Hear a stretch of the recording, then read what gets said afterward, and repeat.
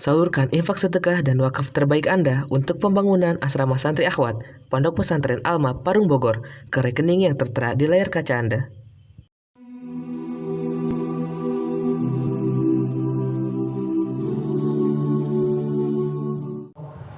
Salatan wa salaman daimain mutalazzimain ala nashiril alwiyatis salam bainal kafatil anam nabiyil mustafa wa habibil mujtaba Muhammad sallallahu alaihi wasallam alladhi qad arshada an-nasa bil zulumati ila an-nur.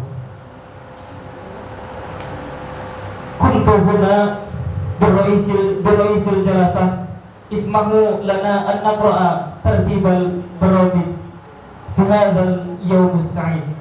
Al-barnamij al-awwal al-iftitah, al-barnamij al-thani tasdiqul kitab, al-barnamij al-thalith al-muhadarah wa tahsilul qira'ah, al-barnamij al-rabi' al-ikhtitam wa ad-du'a.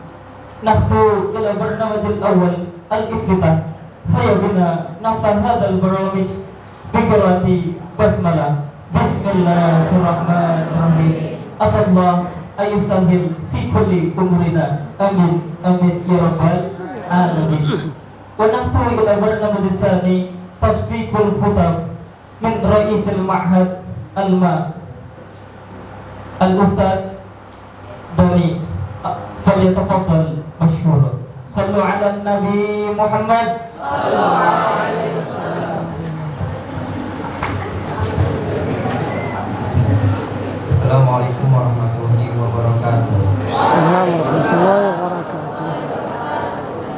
Alhamdulillah hamdan katsiran thayyiban mubarakan fihi kama yuhibbu rabbuna wa yarda. Asyhadu an la ilaha illallah wa asyhadu an asyhadu anna Muhammadan abduhu wa rasuluh. Allahumma shalli ala sayyidina Muhammad kama sallallahu alaihi wa sallam. Ila fadil Syekh Syaraf wa ila al-ustaz Muhammad Hafizahullah Ta'ala marhaban fi hadzal mahad wa ta'ala li tafsir Quran Barakat Arabiyah Alma di Parung Bogor. Alhamdulillah fi hadzal barnamij insyaallah sanastami jami'an li daurah fasah li tahsin al-Quran ulumul Quran insyaallah. Wa mubasyaratan qabla an nabda tab'an ayyuhal abna'i talabah rahimakumullah ahdiru qulubakum li tasma'u min ulum tahsin wa ulum anil Quran min ta'lim asy-syekh Asyaraf Rabbil Ta'ala. Idan man lam yastati awil man lam yafham la tastahi an tas'al la tastahi an tas'al wala an takalamu ila rabbika insyaallah. Mungkin hada min muqaddimah insyaallah di sanata alam jamiatan fi hadal barnamij. Syukran ala husnikum. Assalamualaikum warahmatullahi wabarakatuh. Waalaikumsalam warahmatullahi wabarakatuh. Syukran jazilan al-mukarram al-ustaz Tony min ra'isil ma'had Alma. Asa ayanfa'a kulla ma sami'na. Wa nahtu ila barnamij salis al-muhadarah wa tahsinul qira'ah alladhi sayulqiyaha min asy-syekh Syaraf Mutayyir fa'alaihi falyatafaddal mashkura. Sallu ala nabi Muhammad. يحتاجون إلى ترجمة؟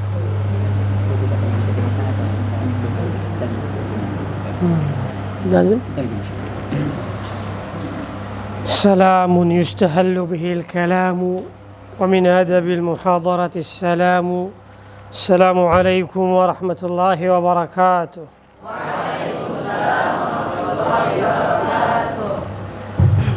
الحمد لله موصولا كما أمر مباركا طيبا يستنزل الدرر ذو الفضل والمن والإحسان خالقنا رب العباد هو الله الذي قهر حي عليم قدير والكلام له فرد سميع بصير ما أراد جرى أحمده وهو أهل الحمد معتمدا عليه معتصما به ومنتصرا ثم الصلاة على نبينا محمد وعلى أشياعه أبدا تندى ندى عطر. أما بعد، الحضور الكرام من الطلاب والطالبات، حياكم الله وأحياكم للأمة، تجددون شبابها وتحيون مواتها وتنشرون خيرها وتحيون سنة نبيها صلى الله عليه وسلم. وإني لا أتقدم بالشكر الجزيل لمدير المعهد على هذه الدعوة الكريمة، وللمعهد ثانيا، وللعاملين به، وللطلاب والطالبات جميعا. ويسرني أن أرى مثل هذه الوجوه لديها الإقبال والطلب وحب العلم وقراءة القرآن ونشر السنة والخير بين المسلمين. قال جل وعلا: كنتم خير أمة أخرجت للناس تأمرون بالمعروف وتنهون عن المنكر وتؤمنون بالله. وهذه الأمة شرفها الله تبارك وتعالى ببعثة النبي الكريم وبإنزال أشرف الكتب عليه، فقد اصطفانا تبارك وتعالى على الأمم بأن سير لنا رسولا من أنفسنا وأنزل علينا أشرف كتبه وهو القرآن الكريم. يكفي.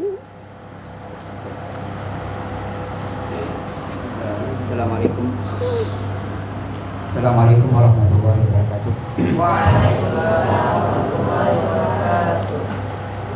Saya mengucapkan setelah beliau memuji kepada Allah Subhanahu wa taala dan berselawat kepada Nabi sallallahu alaihi wasallam, beliau mengucapkan pujiannya atau dia mengatakan hayakumullah, semoga Allah Subhanahu wa taala memberikan kehidupan yang panjang kepada para santri dan santriwati, dan semoga kalian menjadi orang-orang yang akan menyampaikan dakwah ini kepada umat ini, menyampaikan kebaikan. Kemudian juga beliau mengucapkan terima kasih kepada Mudirul Ma'had, Mudirul Ma'had Mudirul Ma'had Alma atas kesempatan yang diberikan kepada beliau dan kepada undangan yang lainnya, dan juga ucapan terima kasih kepada pengurus pesantren Ma'had Alma, dan juga kepada siswa dan siswi. Dan beliau sangat berbangga dan sangat berbahagia atas wajah-wajah yang begitu bersemangat untuk mempelajari ilmu agama Allah Subhanahu wa taala.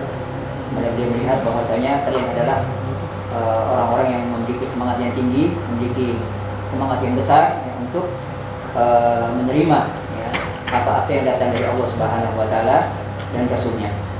Dan beliau menyampaikan bahwasanya di antara nikmat Allah Subhanahu wa taala kepada kita sekalian, Allah Subhanahu wa taala menurunkan Al-Qur'an dan sunnah Rasulullah sallallahu alaihi wasallam. Di mana di dalam Al-Qur'an Allah Subhanahu wa taala memberikan penjelasan bahwasanya umat Islam adalah umat yang terbaik. Kuntum khairu ummatin ukhrijat lin-nas. Kalian adalah umat yang terbaik. Kemudian juga di antara kemuliaan yang Allah Subhanahu wa taala berikan kepada umat ini, Allah Subhanahu wa taala mengutus Rasulullah sallallahu alaihi wasallam. Di samping itu pula Allah Subhanahu wa taala menurunkan Al-Qur'an kepada Rasulullah sallallahu alaihi wasallam, yang dengannya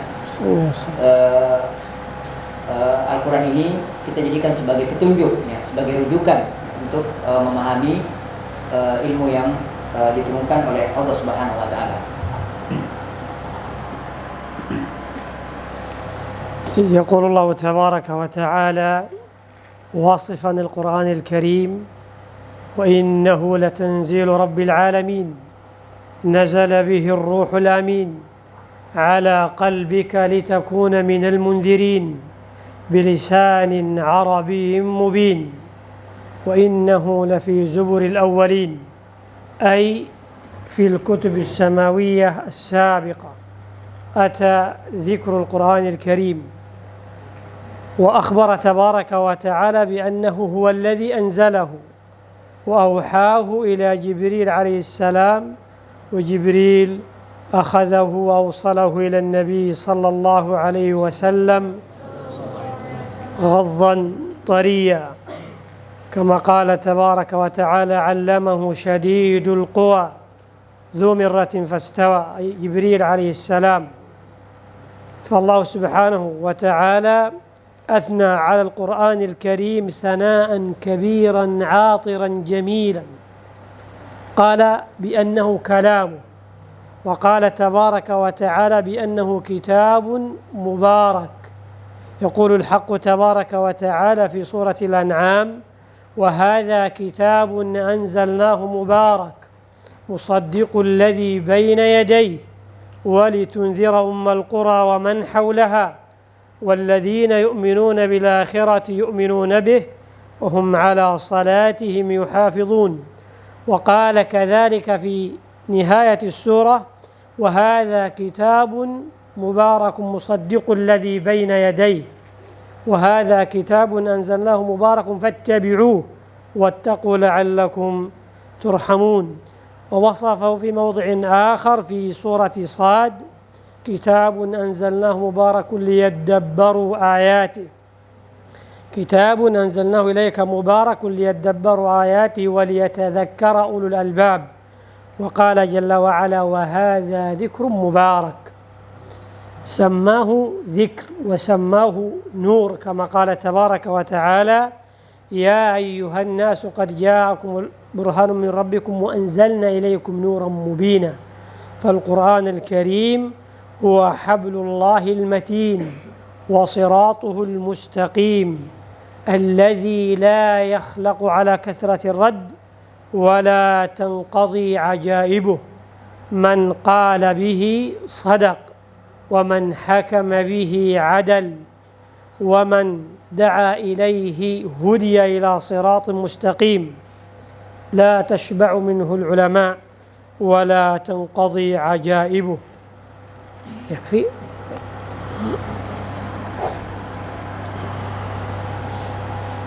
Kemudian beliau menyampaikan sebuah firman Allah Subhanahu wa taala yang menunjukkan keutamaan Al-Qur'an, di mana Allah Subhanahu wa taala berfirman: "Wa innahu latanzilu rabbil alamin." Bahwasanya Al-Qur'an ini diturunkan oleh Allah Subhanahu wa taala melalui Allah Subhanahu wa taala. Jadi Al-Qur'an ini diturunkan oleh Allah Subhanahu wa taala dengan melewati perantaraan malaikat Jibril. Bahkan boleh menyebutkan bahwasanya kitab Al-Quran ini disebutkan juga dalam kitab-kitab sebelumnya. Kitab-kitab sebelumnya telah menyampaikan akan Al-Quran yang diturunkan kepada Nabi kita Muhammad Sallallahu Alaihi Wasallam. Jadi yang menurunkan Al-Quran adalah Allah Subhanahu Wa Taala melalui perantaraan malaikat Jibril dan langsung diberikan kepada Nabi kita Muhammad SAW tanpa ada sedikit pun celah, tanpa ada sedikit pun kekurangan, langsung diberikan kepada Nabi kita Muhammad Sallallahu Alaihi Wasallam. Bahkan di dalam Al-Quran, dalam ayat yang lain, ya Allah Subhanahu Wa Taala menyebutkan yang bahwasanya Al-Quran ini diajarkan ya, melalui perantaraan malaikat Jibril. Allamahu syadidul quwa.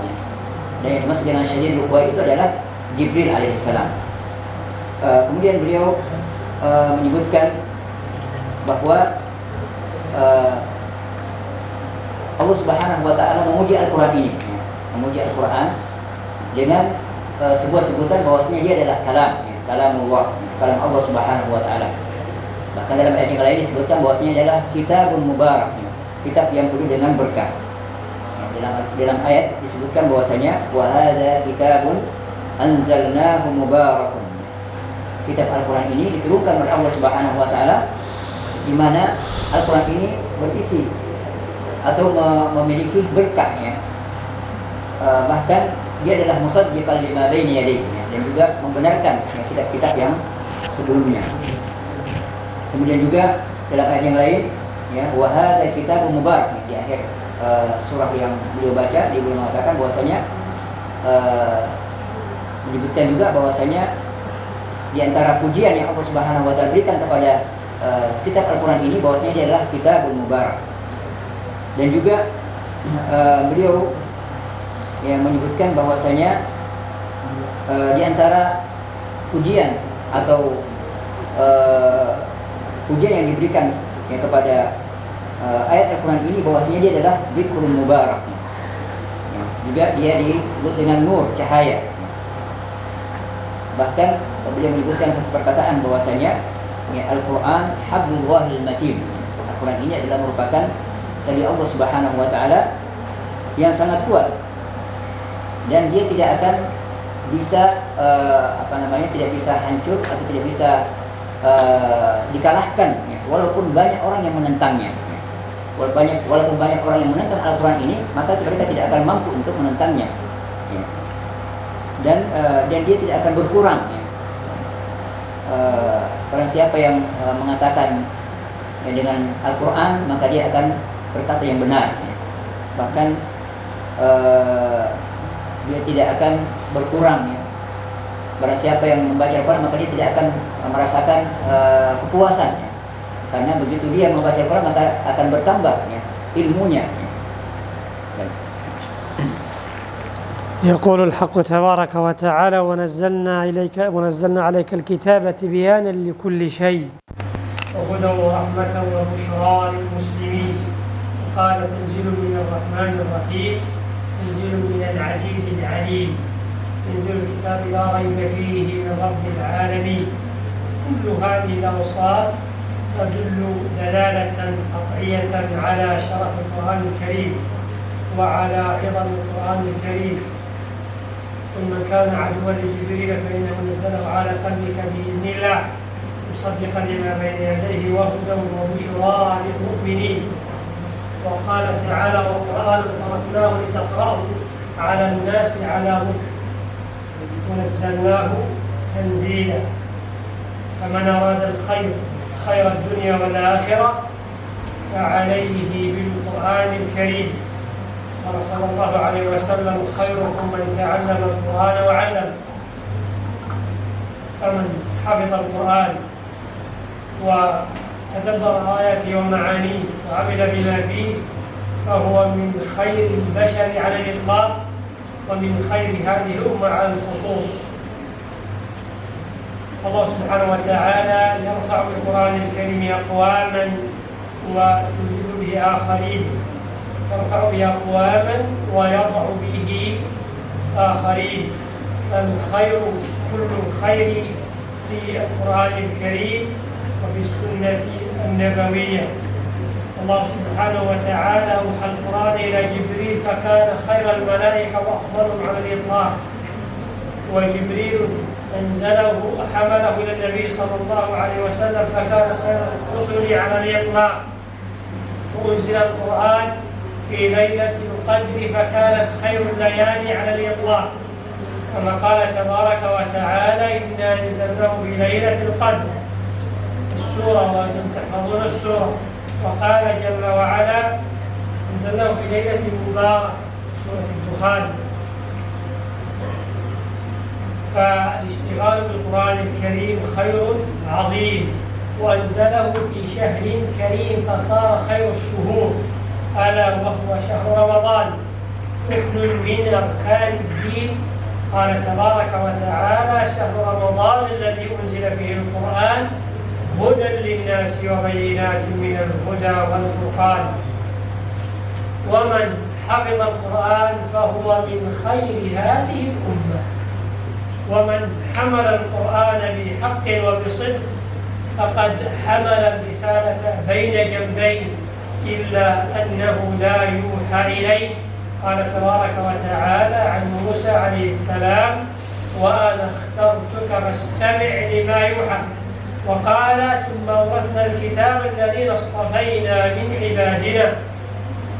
حفظة القرآن الكريم الذي هو أنتم يا معشر الطلاب والطالبات. ثم أورثنا الكتاب الذين اصطفينا من عبادنا. فأهل القرآن هم أهل الله وخاصته. ومن أراد أن يتكلم مع الله تبارك وتعالى فليقرأ القرآن، ومن أراد أن يذكره الله جل وعلا فليقرأ القرآن. قال تبارك وتعالى فاذكروني أحسنت واشكروا لي ولا تكفرون.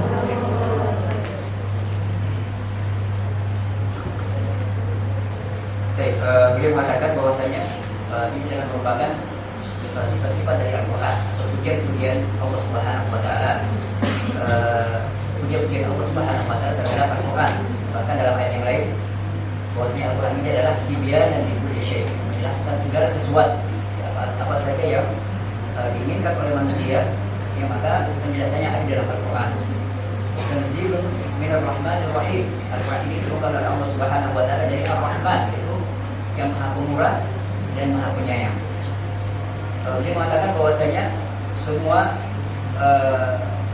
pujian-pujian ini, semua sifat-sifat yang Allah Subhanahu Wa Taala berikan terhadap Al-Quran menunjukkan kemuliaan akan Al-Quran yang Allah Subhanahu Wa Taala turunkan kepada Nabi kita Muhammad SAW melalui perantaraan malaikat Jibril alaihissalam. Ada beberapa ayat ya, dan bahwasanya yang malaikat Jibril adalah merupakan malaikat yang mulia ya. Dan Al-Quran yang diturunkan ya kepada Nabi kita Muhammad SAW itu adalah supaya kita membacanya.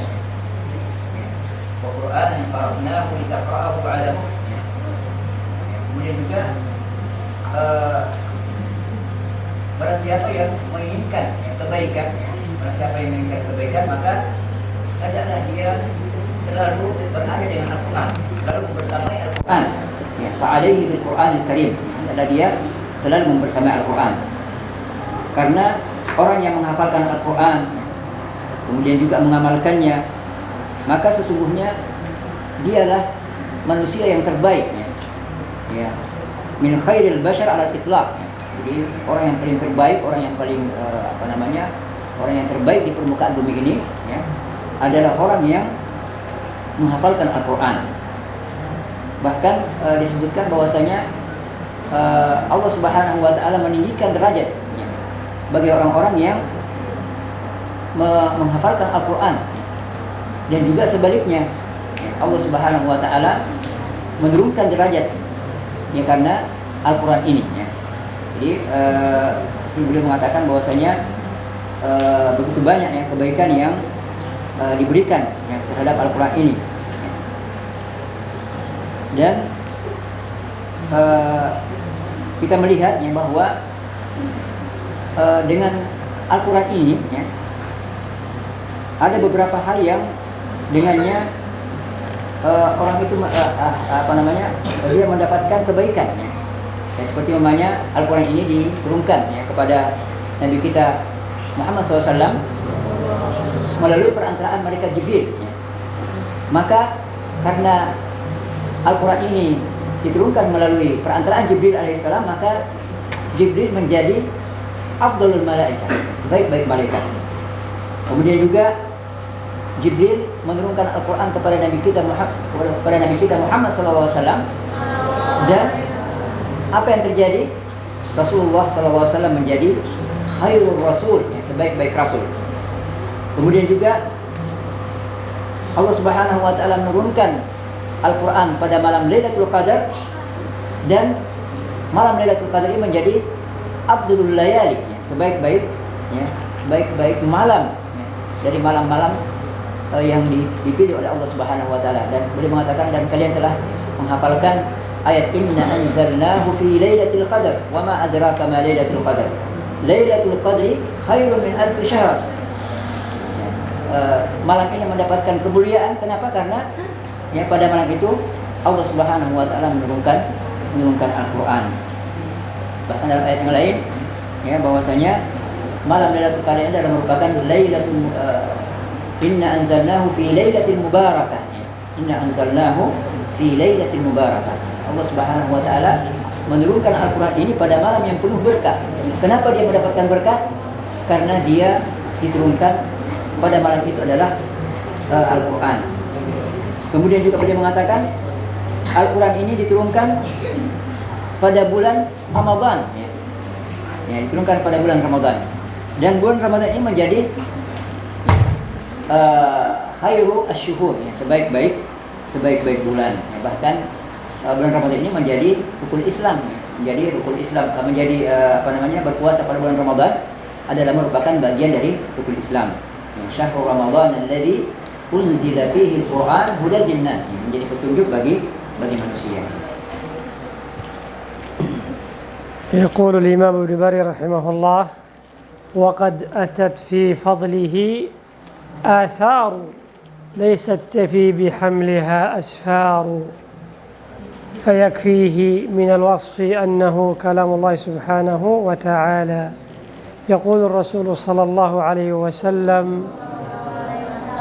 الماهر بالقرآن مع السفرة الكرام البررة، والذي يقرأ القرآن وهو عليه شاق فله أجران: أجر القراءة وأجر المشقة. وقال صلى الله عليه وسلم: اقرأوا القرآن فإنه يأتي يوم القيامة شفيعا لأصحابه.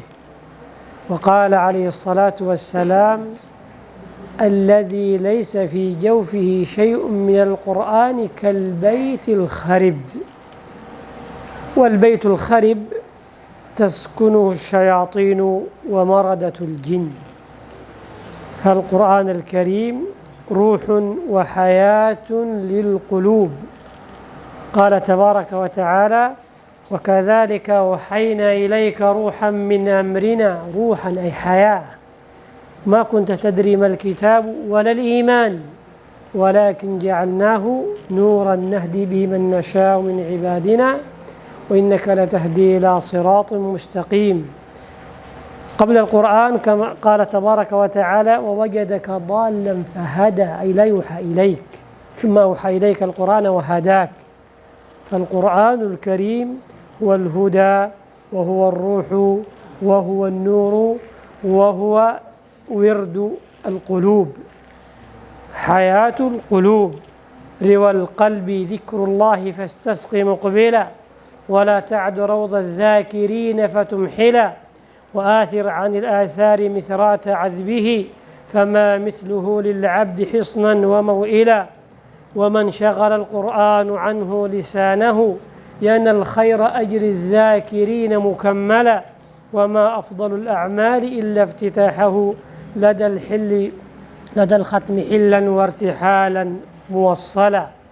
انظر إلى قوله: ومن شغل القرآن عنه لسانه ينال خير أجر الذاكرين مكملا.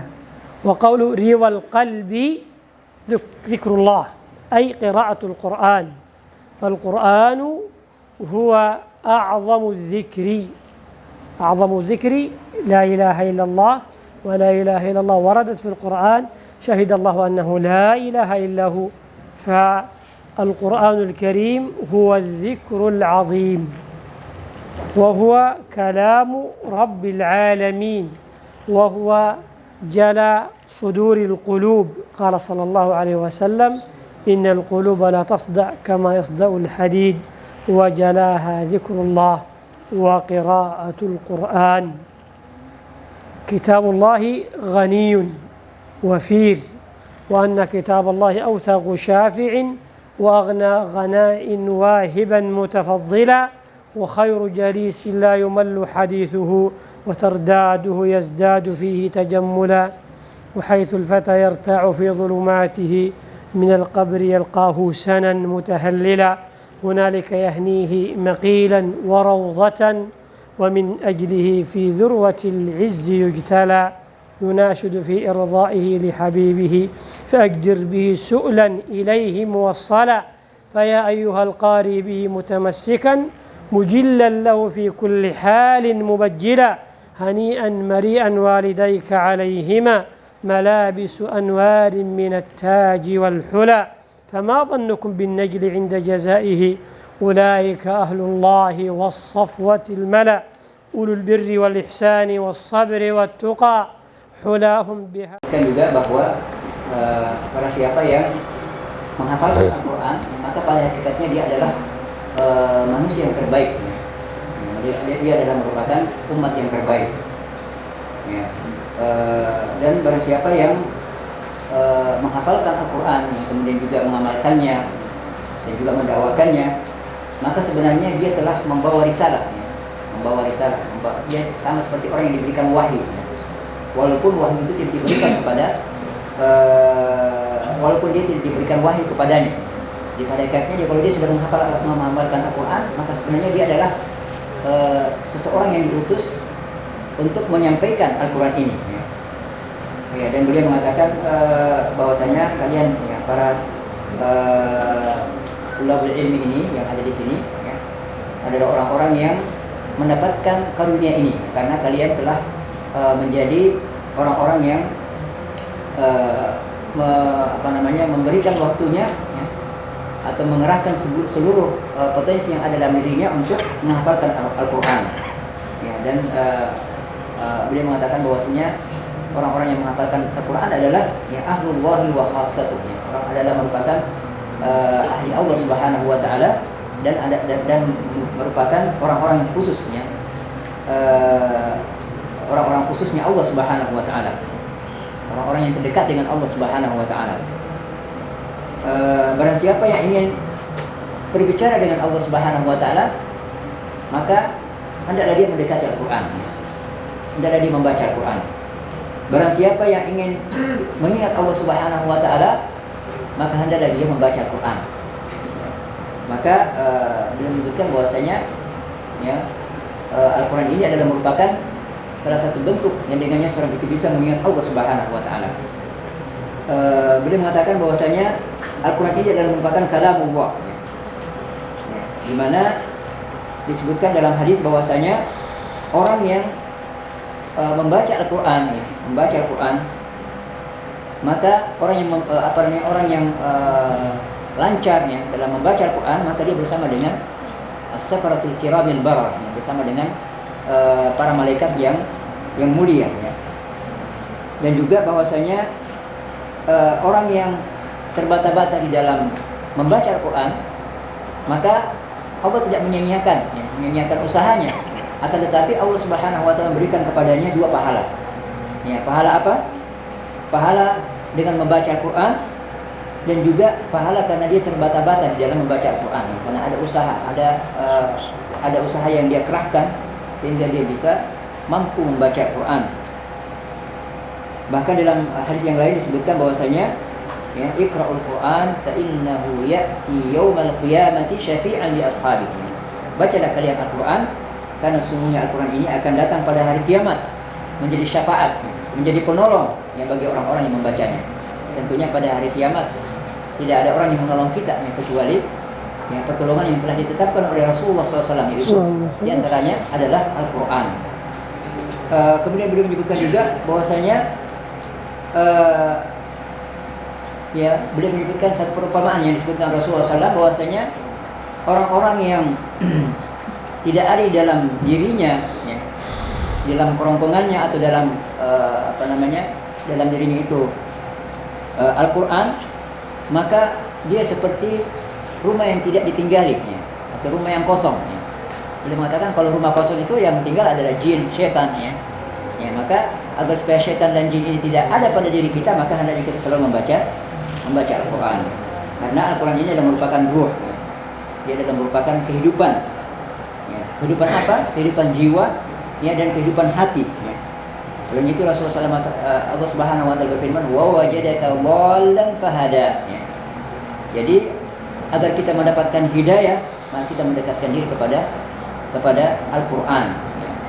Jadi pada saat Rasulullah SAW tidak diturunkan kepadanya Al-Quran, maka Allah Subhanahu wa taala menurunkan ayat ini, "Wa wajadaka dhallan fahada." Ya. Jadi pada saat tidak ada Al-Quran, maka dia berada pada posisi adwal. Tetapi pada saat Allah Subhanahu wa taala menurunkan Al-Quran kepada Nabi, maka Rasulullah SAW mendapatkan hidayah. Jadi kesimpulannya, mendapatkan hidayah sama dengan membaca Al-Quran. Kemudian beliau menyebutkan syair yang panjang ya, menyebutkan keutamaan Al-Quran ya. Beliau mengatakan bahwasanya tidak ada benteng yang kuat ya. Fama bimithlihi hisnun وموئلة. ya, jadi tidak ada benteng yang sangat kuat kecuali benteng Al-Quran yang hisn artinya mungkin tameng atau agar supaya orang tidak bisa dimasuki oleh syaitan ya. Ya, beliau menyebutkan syair yang panjang ya. Kan nu'idu hal sya'u yakfi. Ini khulasah. أنت أعطيني خلاصة. لا الأشعار لن تترجم Yeah. معك. Iya, jadi Khulasah secara zubda. umum ya. Jadi beliau menyebutkan tentang keutamaan membaca Quran ya. Syairnya panjang. Ya. Kemudian juga Al-Quran a'zamul dzikr ya. Al-Quran adalah merupakan zikir yang paling mulia. Dia adalah kalam Rabbil Alamin.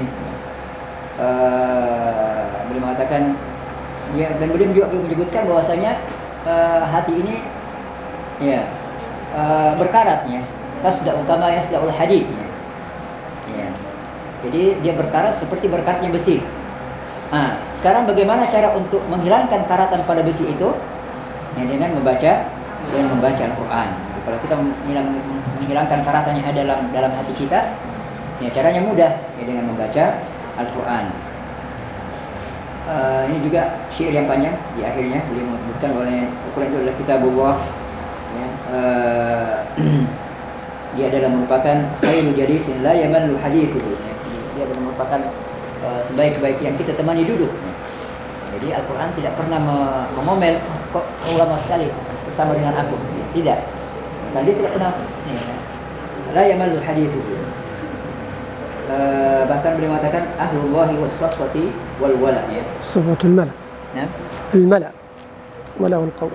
wasfatul malak ya. Jadi dia adalah merupakan ahli Allah Subhanahu wa taala dan manusia-manusia pilihan ya. Jadi kalau kita ingin menjadi manusia-manusia pilihan ya, maka marilah kita menjadi orang-orang yang menghafalkan Al-Quran, yang selalu membaca Al-Quran ya, dan juga berusaha untuk mengamalkan dan mendakwakannya.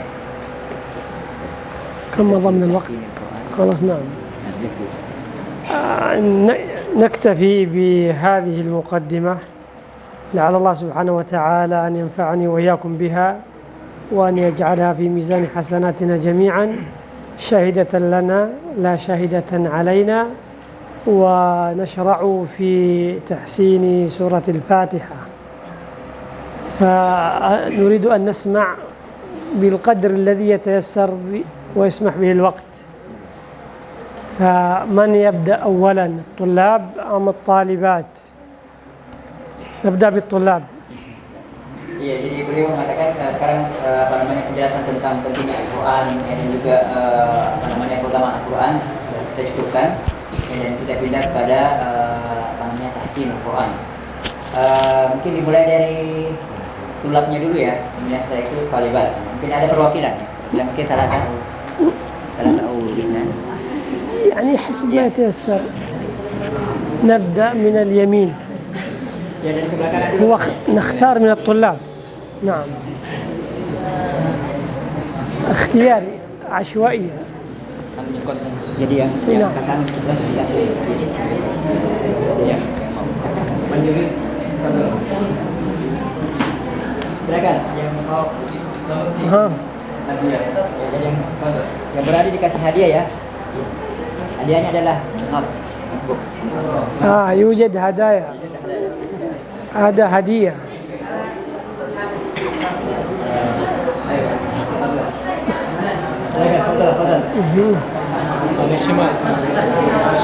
لا نبدأ من اليمين، يسجل اسمه Ya. لا بأس.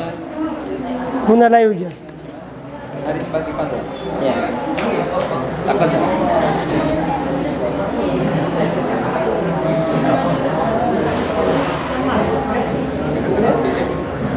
Terserah. أين هو؟ Saya dulu aja.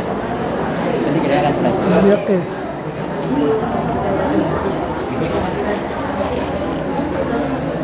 يو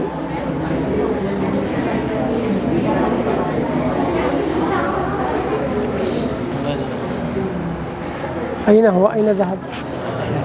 Yusli. هم. Ya, silakan. ولا بسم الله.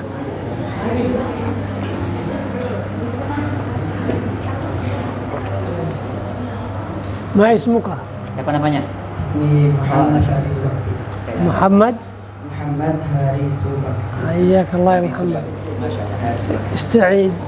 استعذ بالله واقرأ وجهك إلى زملائك. تعال إلى هنا. نعم. أنت لا تقرأ لي، أنت تقرأ إلي. يلا. أعوذ بالله من الشيطان الرجيم. بسم الله الرحمن الرحيم. الحمد لله رب العالمين. الرحمن الرحيم. مالك يوم الدين. إياك نعبد وإياك نستعين.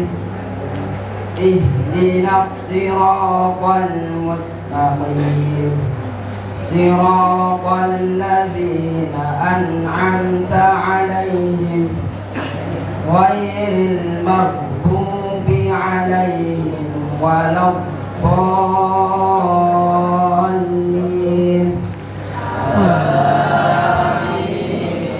ما شاء الله تبارك الله، أحسنت. لور بياسة.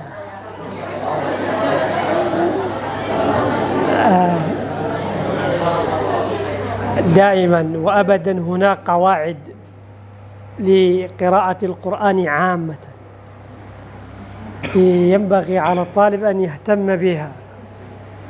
الحرف المشدد يشدد، والحرف المفخم يفخم، والحرف الساكن يبقى ساكن، ومع مراعاة المدود. أنا سأقرأ وأنتم تستمعون. نحن اكتفينا بالاستعاذة الأولى، لا نأتي بها مرة أخرى، نأتي بالبسملة. بسم الله الرحمن الرحيم. الحمد لله رب العالمين. الرحمن الرحيم.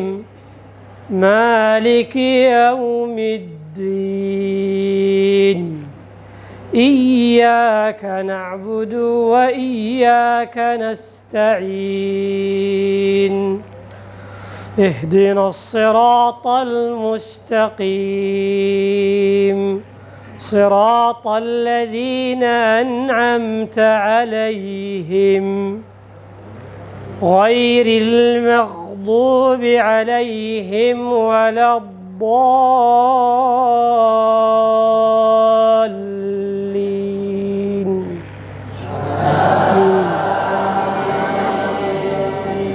قد يقول قائل: أنت وقفت على قوله تعالى صراط الذين أنعمت عليهم، وهنا ليس رأس آية، هنا رأس آية عند غير علماء الكوفي وأهل مكة، فهذه رأس آية عند الإمام نافع والإمام أبي عمرو البصري وابن عامر الدمشقي.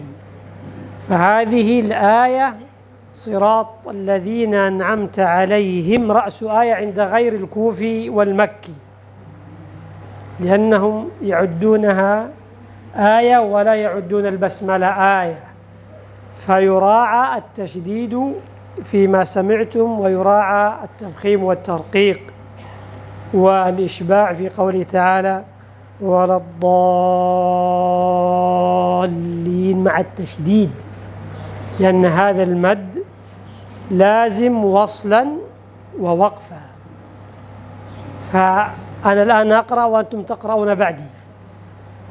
ترجم لهم. Jadi tadi kita menyebutkan dari surah Al-Ladina An'amta alaihim Syekh. Ra'su ayat. Iya, jadi dia mengatakan ini adalah ayat ya. Jadi selain kufi ya, selain kufi. Oke. Dia dalam merupakan ayat. Ya, karena sebagian lain ada yang mengatakan bahwasanya surat basmalah itu bukan ayat. Ya. Sehingga dia menjadikan surat al-ladzina an'amta 'alaihim itu menjadi ayat. Ditambahannya di situ. Jadi tetap 7 ayat. Ya, semuanya 7 ayat. Ada yang memasukkan basmalah, ada yang tidak. Jadi sekarang beliau akan membaca Al-Fatihah, kemudian kalian ikut ya di belakang Syekh. Bismillahirrahmanirrahim.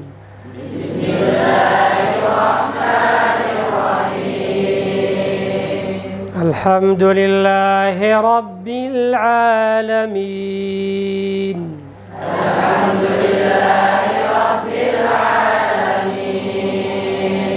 الرحمن الرحيم مالك يوم الدين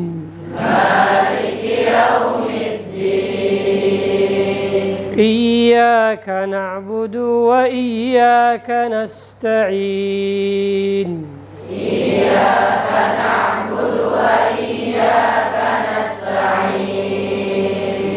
اهدنا الصراط المستقيم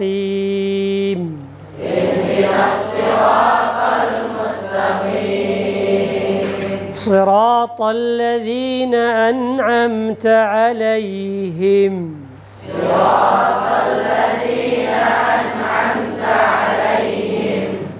غير المغضوب عليهم ولا الضالين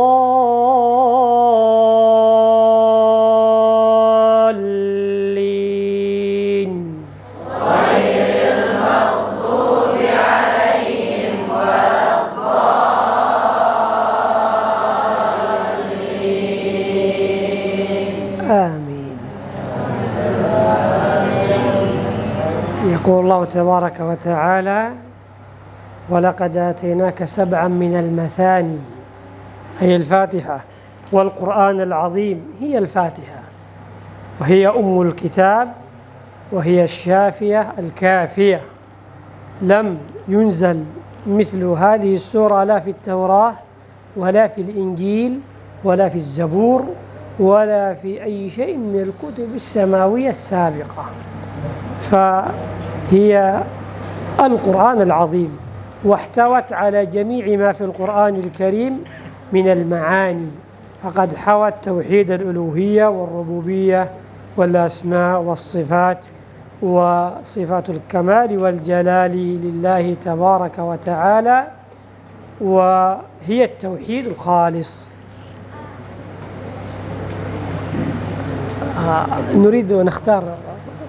Beliau ingin memilih katanya dari antara kalian untuk membaca Quran. من يأتي أو أنا أختار. Ada yang mau mengajukan diri? Tidak ada mengajukan Syekh kata yang pilih nanti. Oh gitu. أنا سأختار.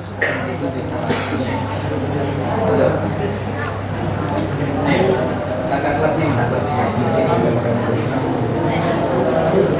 Oke, unit ya.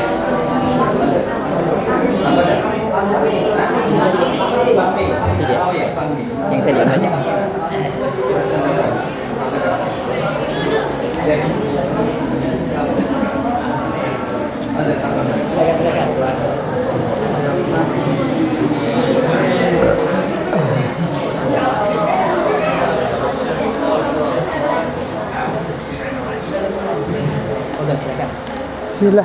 Silakan.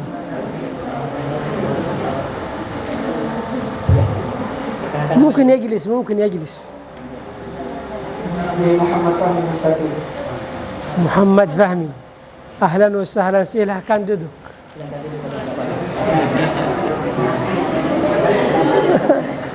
استعذ بالله.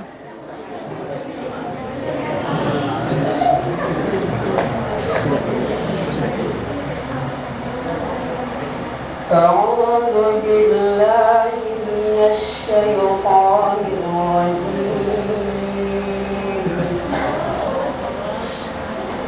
بسم الله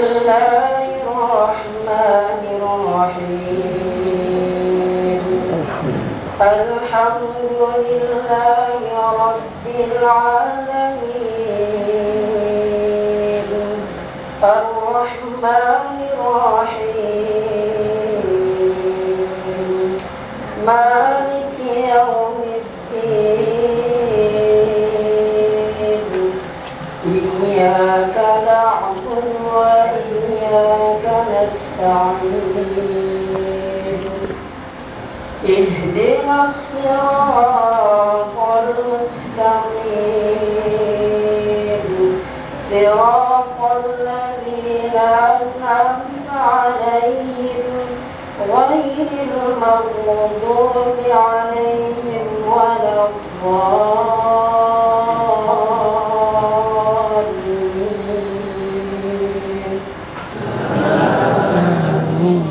أحسنت.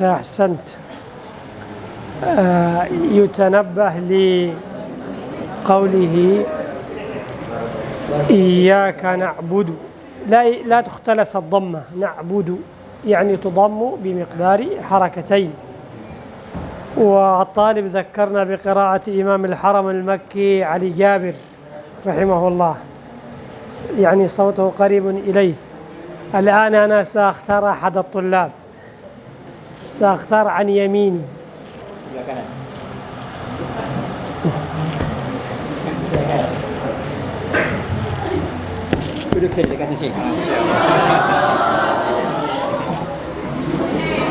ما اسمك؟ اسمي عارف رحمة الله. امسك. اسمه عارف، وإن شاء الله هو عارف بالمعارف. يلا اقرأ. أعوذ بالله من الشيطان الرجيم. اقرأ سورة الفاتحة.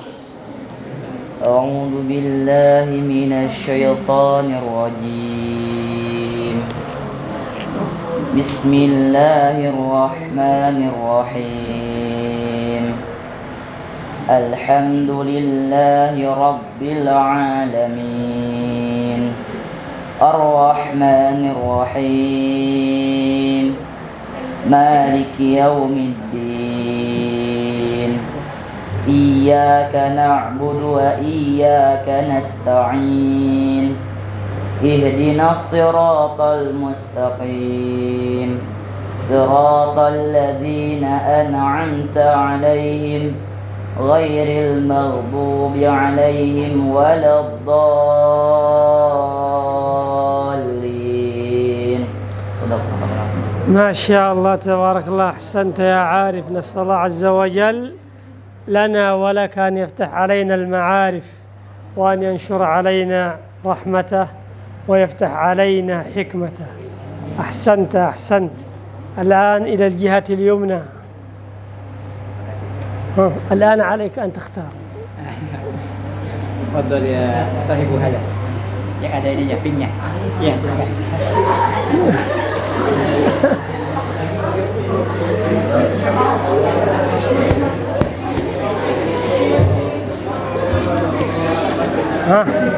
استريح. تعال هنا، تعال لفلف. ايوه تعال هنا وعرف بنفسك. غدا ستكون معلما. ما اسمك؟ اسمي محمد ألي في المهجر. ما شاء الله محمد، ما شاء الله. يلا استعذ بالله، استعن بالله. بسم الله الرحمن الرحيم. بسم الله. بسم الله الرحمن الرحيم. الحمد لله رب العالمين الرحمن الرحيم مالك يوم الدين إياك نعبد وإياك نستعين اهدنا الصراط المستقيم صراط الذين أنعمت عليهم غير المغضوب عليهم ولا الضالين. آمين. أحسنت وبارك الله فيك. ما شاء الله. هذا محمد، الشيخ محمد. نعم، نسأل الله لنا وله التوفيق. القرآن الكريم. بارك الله فيك. أيوه هذا أحسن، هذا معك يكون. أحسنت يا محمد. تفضل. القرآن الكريم لا يشقى به جليسه، قال صلى الله عليه وسلم: هم القوم لا يشقى بهم جليسهم.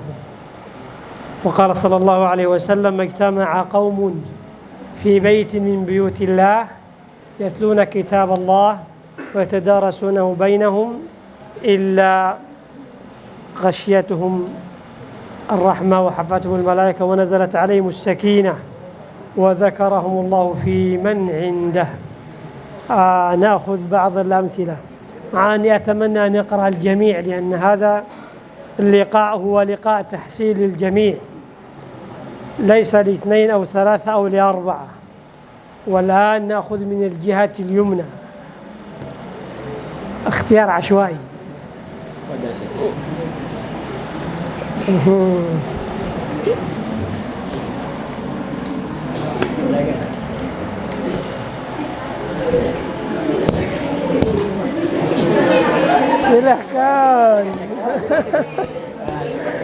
silahkan ما اسمك؟ يلا ما اسمك؟ اسمي عبيس. اسمك؟ اسمي عبيس. ما شاء الله. الآن الشيخ أنيس. ها؟ أنيس أديس. يلا نسمع من أديس. بسم الله الرحمن الرحيم. أعوذ بالله من الشيطان الرجيم. من الشيطان الرجيم. بسم الله الرحمن الرحيم. الحمد لله رب العالمين الرحمن الرحيم مالك يوم الدين إياك نعبد وإياك نستعين اهدنا صراط المستقيم صراط الذين أنعمت عليهم غير المغضوب عليهم ولا الضالين. أحسنت. mantap.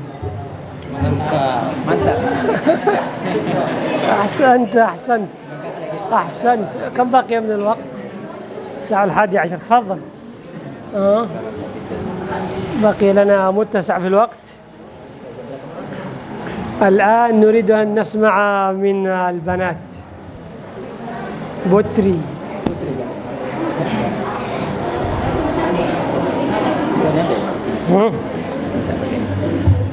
أنت أعطيها ولا خلاص أعطيها. نمر ساتو.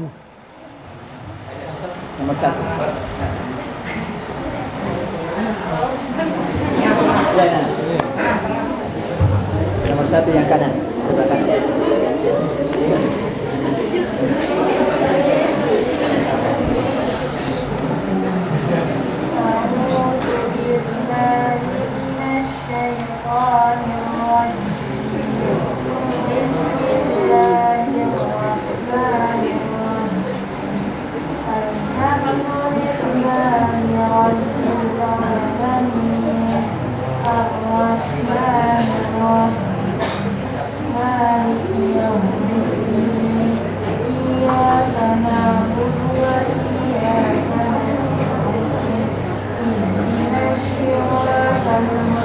اهدنا الصراط.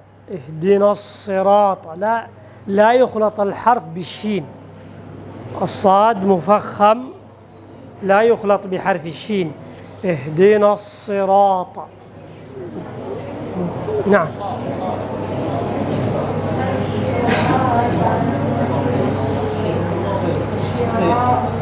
صي.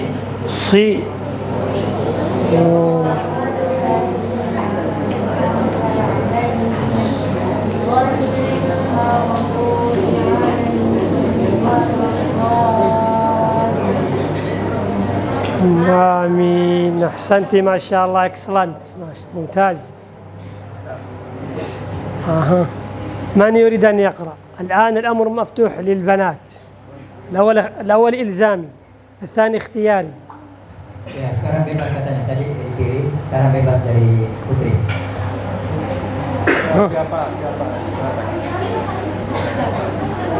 Siapa mau? Man yurid? Siapa? Siapa? Siapa mau? Ayo, jangan takut salah ya. Jangan takut قراءة salah. من يريد أن يقرأ قراءة ماذا معناها؟ Siapa yang ya. Jangan takut salah ya, nanti dibetulkan. siapa mau membaca? Siapa yang mau baca?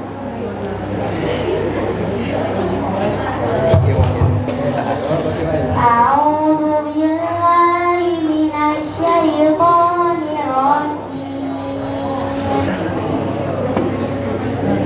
بسم الله الرحمن الرحيم الحمد لله رب العالمين الرحمن الرحيم مالك يوم الدين إياك نعبد وإياك نستعين اهدنا الصراط المستقيم صراط الذين أنعمت عليهم غير المغضوب عليهم ولا الضالين آمين. ما شاء الله تبارك الله ممتاز ممتاز أحسنتي أحسنتي أحسنتي أنت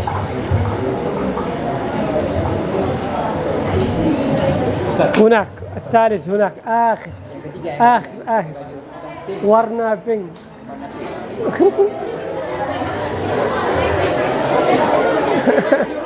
صحيح أنا ورنا بينج البنجل هذا الوردي Yang standar. ها Standar. ها ما في مشكلة نو بروبليم انقام السنة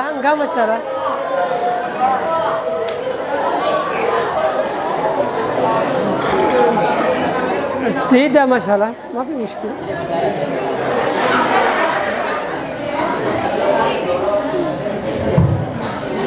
يعني هي أستاذة واجب عليها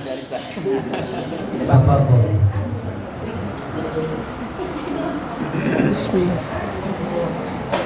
أعوذ بالله من الشيطان الرجيم بسم الله الرحمن الرحيم الحمد لله رب العالمين الرحمن الرحيم مالك يوم الدين إياك نعبد وإياك نستعين اهدنا الصراط المستقيم صراط الذين أنعمت عليهم غير المغضوب عليهم ولا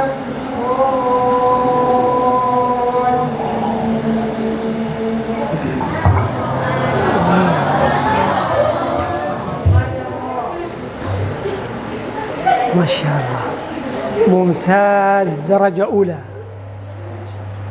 مثل هذه تكون الأستاذات أساتذة الأول شهدت مآثرهم على الأزمان مثل هذا نريد جميع الأساتذة نريد قراءة مثل التي قرأت الأستاذة وإن كان وجود مثل هذه الأستاذة في المعهد فهذا دليل على الخير ودليل على التعليم الصحيح ودليل على حسن التجويد وقراءة القرآن قال تعالى يا أيها المزمل قم الليل إلا قليلا نصفه أو انقص منه قليلا أو زد عليه ورتل القرآن ترتيلا. نريد ترتيلا مثل ما قرأت الأستاذة، وعلى الطالبات أن يقرأن مثل الأستاذة التي قرأت. نسأل الله عز وجل أن يبارك فيها وفي جهودها وفي عملها، وأن يكثر من أمثالها في هذا المعهد وفي جميع المعاهد. ترجم. Ya, jadi beliau mengatakan bahwasanya Syekh berharap bacaan yang dibaca oleh Ustazah tadi itu kalau bisa semua bacaannya sama seperti Ustazah tadi ya. Jadi, dan beliau mengatakan bahwasanya kalau ada Ustazah yang mengaji atau membaca Al-Quran sama seperti Ustazah tadi, berarti kita mengharapkan nanti dia menunjukkan bahwasanya ma'had ini adalah ma'had yang baik ya. Hendaknya kalian membaca dengan tartil, dengan bacaan yang sesuai yang telah dibaca tadi oleh Pak Ustaz. بقي شيء معنا؟ يكفي نكتفي. طيب.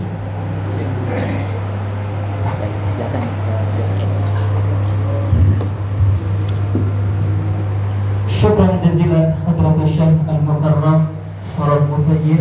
حياكم الله.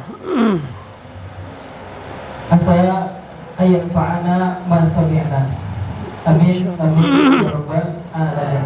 Ya, Al-Quran muhimmatun li hayatina fid dini wad dunya wal akhirah. Wa nahnu ila al-barnamij ar-rabi ad-du'a allati sayulqiha al-mukarram Syaraf Mutayyir. Falyatafaddal mashkura.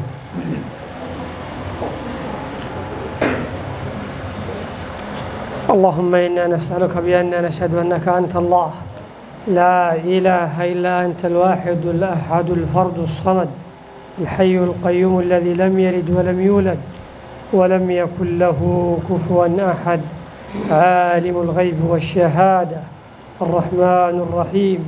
نسألك بأسمائك الحسنى وصفاتك العلى أن تغفر لنا ذنوبنا وتستر عيوبنا وتشرح صدورنا، وأن تنفعنا وترفعنا بالقرآن الكريم.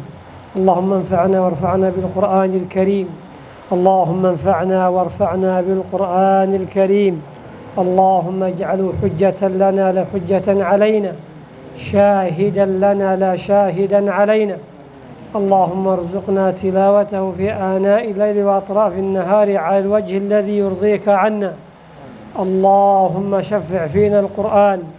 اللهم شفع فينا القرآن. اللهم شفع فينا القرآن. اللهم ارزقنا تلاوته في آناء الليل وأطراف النهار على الوجه الذي يرضيك عنا يا رب العالمين. اللهم اجعل القرآن العظيم ربيع قلوبنا ونور صدورنا وجلاء أحزاننا وذهاب غمومنا يا رب العالمين، واجعله سائقنا ودليلنا إلى جناتك جنات النعيم. اللهم ألبسنا به الحلل وأسكننا به الظلل. اللهم اجعله نورا لنا في ديننا ودنيانا وفي قبورنا يا رب العالمين. اللهم اجعلنا ممن يقال لهم اقرأوا وارتقوا فإن منزلتكم عند آخر آية تقرؤونها. اللهم ذكرنا منه ما نسينا وعلمنا منه ما جهلنا. اللهم ارزقنا الفقه في الدين والقرآن يا رب العالمين. اللهم اجعلنا ممن يؤمن بمتشابهه ويعمل بمحكمه يا أرحم الراحمين. ربنا اغفر لنا ولوالدينا وارحمهما كما ربيانا صغارا. ربنا لا تزغ قلوبنا بعد إذ هديتنا وهب لنا من لدنك رحمة إنك أنت الوهاب. ربنا ما خلقت السماوات والأرض ما بينهما باطلا سبحانك فقنا عذاب النار. ربنا اغفر لنا ذنوبنا وكفر عنا سيئاتنا وتوفنا مع الأبرار. ربنا وآتنا ما وعدتنا على رسلك ولا تخزنا يوم القيامة. ربنا ظلمنا أنفسنا وإن لم تغفر لنا وترحمنا لنكونن من الخاسرين. ربنا اغفر لنا ولإخواننا الذين سبقونا بالإيمان ولا تجعل في قلوبنا غلا للذين آمنوا ربنا إنك رؤوف رحيم. ربنا أتمم لنا نورنا واغفر لنا إنك على كل شيء قدير. ربنا أوزعنا أن نشكر نعمتك التي أنعمت علينا وعلى والدينا وأن نعمل صالحا ترضاه وادخلنا برحمتك في عبادك الصالحين. ربنا هب لنا من أزواجنا وذرياتنا قرة أعين واجعلنا للمتقين إماما. ربنا اجنبنا وبنينا أن نعبد الأصنام. ربنا اجعلنا من مقيمي الصلاة يا رب العالمين. ربنا لا تدع لنا في مقامنا هذا ذنبا إلا غفرته ولا هما إلا فرجته ولا دينا إلا قضيته ولا حاجة من حوائج الدنيا والآخرة هي لك رضا ولنا فيها صلاحا إلا يسرتها وقضيتها لنا برحمتك يا أرحم الراحمين. ربنا آتنا في الدنيا حسنة وفي الآخرة حسنة وقنا عذاب النار. ربنا تقبل منا إنك أنت السميع العليم وتب علينا إنك أنت التواب الرحيم. ربنا تقبل منا إنك أنت السميع العليم وتب علينا إنك أنت التواب الرحيم. ربنا تقبل منا إنك أنت السميع العليم وتب علينا إنك أنت التواب الرحيم. سبحان ربك رب العزة عما يصفون وسلام على المرسلين والحمد لله رب العالمين. وصل اللهم وسلم على نبينا محمد وعلى آله وصحبه أجمعين.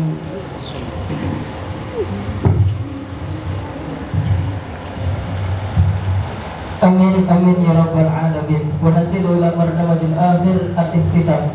Haya bina nahtatimu hadhil barnamaj bi qiraati hamdalah. Alhamdulillahi rabbil alamin. Natlubu minkum al-afwa idza wajadtum minna al-khata' was-sayyi'at li'anna al-insan mahallul khata' wan nisyan. Ihdinas siratal mustaqim.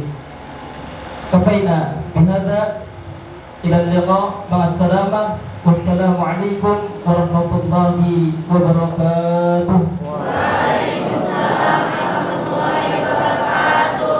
Barakallahu fiik. Jazakallahu khairan. وفيكم بارك وجزاكم الله خيرا. لم نترك المجال لمن عنده سؤال أو استفسار.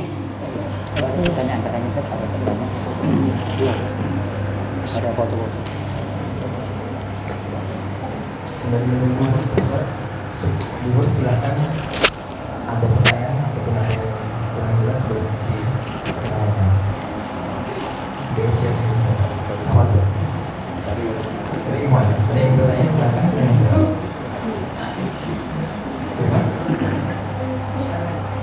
Silakan. Ya, silakan. Silakan.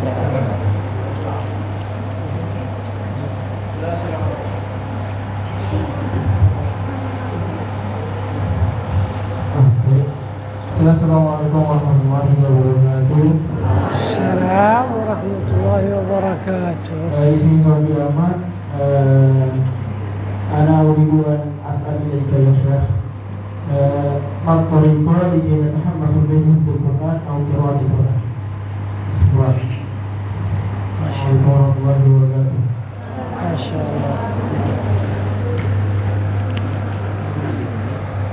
سؤال جميل من الطالب.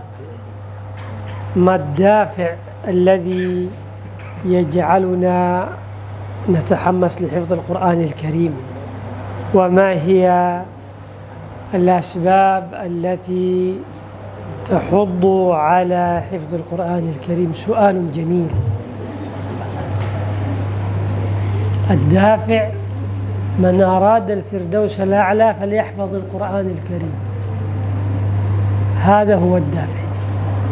من أراد أن يتكلم مع الله فليحفظ القرآن الكريم. من أراد الدرجات العلى من الجنة فليحفظ القرآن الكريم. القرآن العظيم يأخذ بصاحبه إلى الدرجات العلى.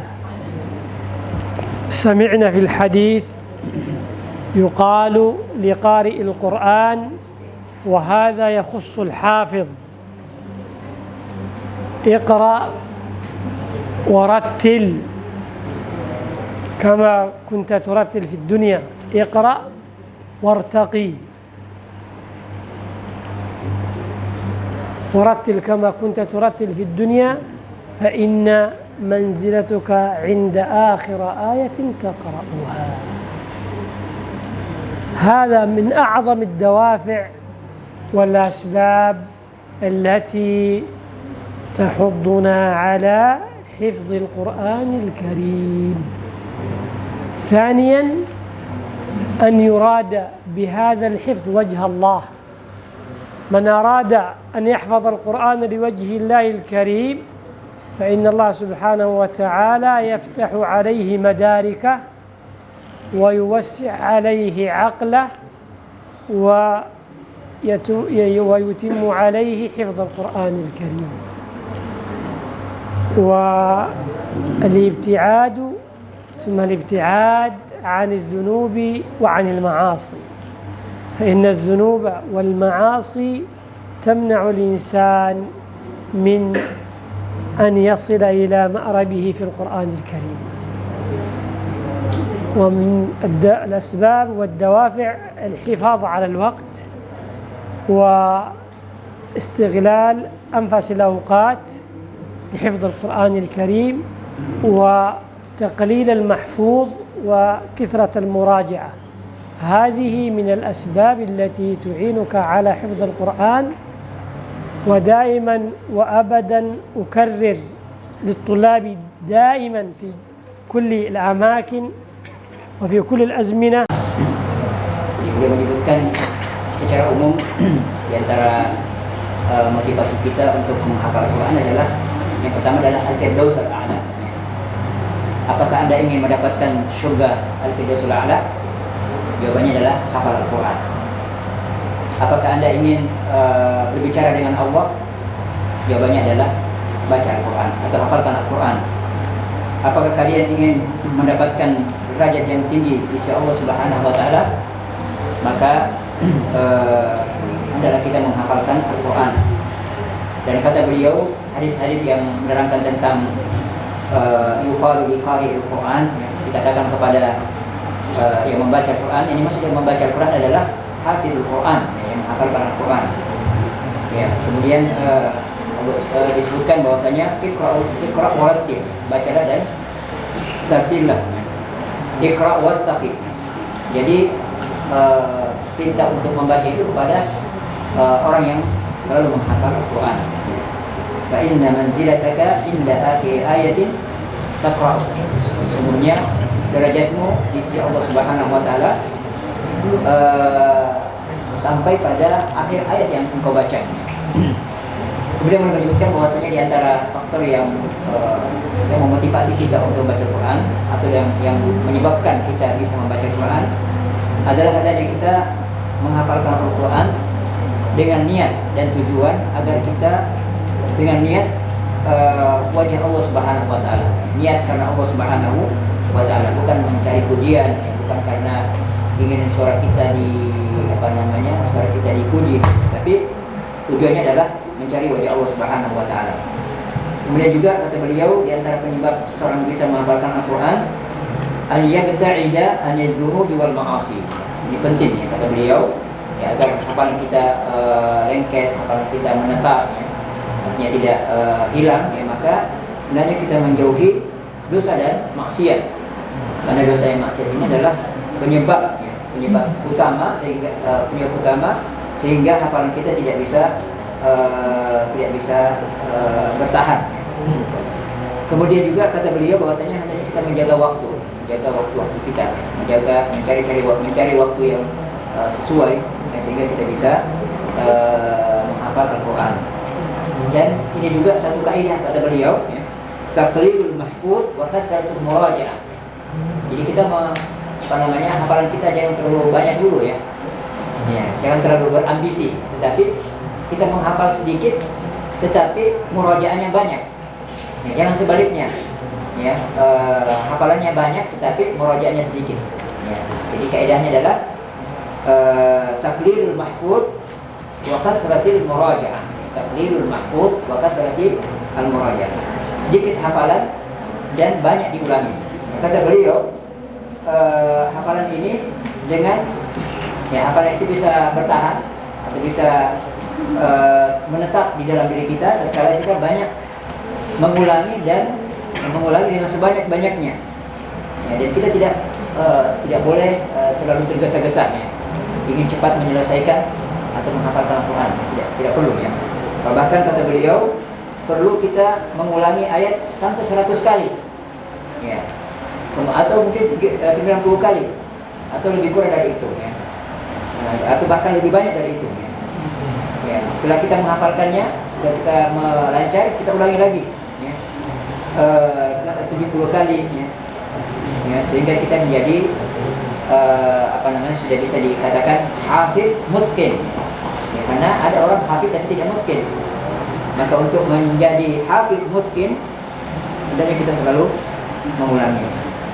Beliau menyebutkan satu syair ya, tapi intinya beliau mengatakan fa inna afata talibil ilm am yabjari. Jadi tidak boleh di antara yang bisa merusak ya, bagi talibul ilmi, dia merasa tidak enak ya, artinya tidak mau ya, artinya dia tidak ada keinginan untuk menghafal. Ini adalah merupakan bisa merusak niat dari talibul ilmi. Ini tidak ada kecintaan ya, terhadap Al-Quran. في سؤال آخر؟ خلاص نكتفي.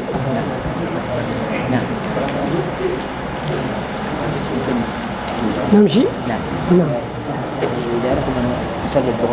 أين نصلي؟ أوكي نعم دقيقة فقط.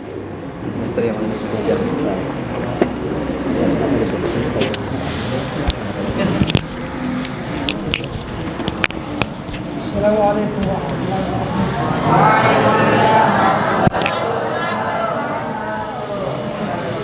Salurkan infak sedekah dan wakaf terbaik Anda untuk pembangunan asrama santri akhwat Pondok Pesantren Alma Parung Bogor ke rekening yang tertera di layar kaca Anda.